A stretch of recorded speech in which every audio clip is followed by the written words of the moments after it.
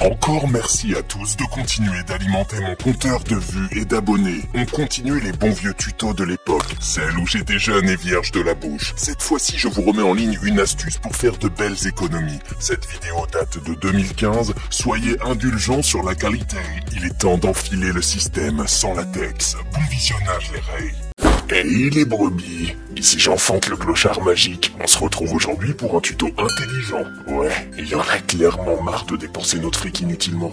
Du coup, je vais vous apprendre comment envoyer son courrier gratos. Oui, gratos avec un O majuscule comme 0. Bref, pour ça, il nous faudra une enveloppe. Jusqu'ici c'est logique, on va y revenir dans quelques instants car je vais vous expliquer comment bien noter les adresses car c'est là que tout se jouera.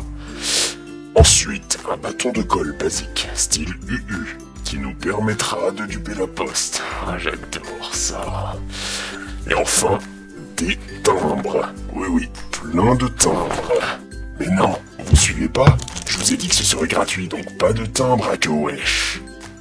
Alors, pour ce qui est de l'adresse du destinataire sur la face principale de l'enveloppe, il faut écrire une adresse incorrecte, voire carrément fausse. Laissez parler votre imagination, c'est ça que c'est bon. Le plus important se joue ici. Au verso de l'enveloppe. Le risque de perte du courrier est la première raison de mettre son adresse personnelle au dos d'une enveloppe quand on est l'expéditeur. Car c'est ainsi qu'en cas d'envoi non distribué, incompétence ou même bêtise de la poste, que le courrier sera renvoyé. On appellera ça l'adresse de secours. Du coup, notez à cet endroit l'adresse à laquelle vous voulez que le courrier soit renvoyé. C'est alors que la poste, qui sera incapable de distribuer le courrier à la fausse adresse indiquée à l'avant de l'enveloppe, la fera parvenir à l'adresse de secours, qui en réalité sera la bonne. La colle dans tout ça va nous permettre d'abuser de la confiance des gens. Je vous explique. Pour avoir testé 2 fois, j'ai mis au point un petit subterfuge qui a permis à mon destinataire de s'en sortir la 2e fois, car la poste voulait lui faire payer l'envoi pour lettre non affranchie. Le but est donc de décaloter la colle comme un sboob avant le pipi.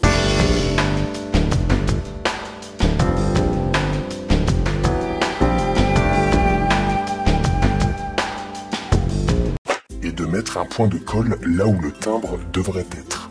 Du coup, cela donne l'impression d'un timbre qui s'est décollé. Voilà. Mon but est de vous guider vers un avenir meilleur. Vous pourrez ainsi jouir d'une économie certaine. Je suis Jean Fante et si tu as kiffé, partage et abonne-toi.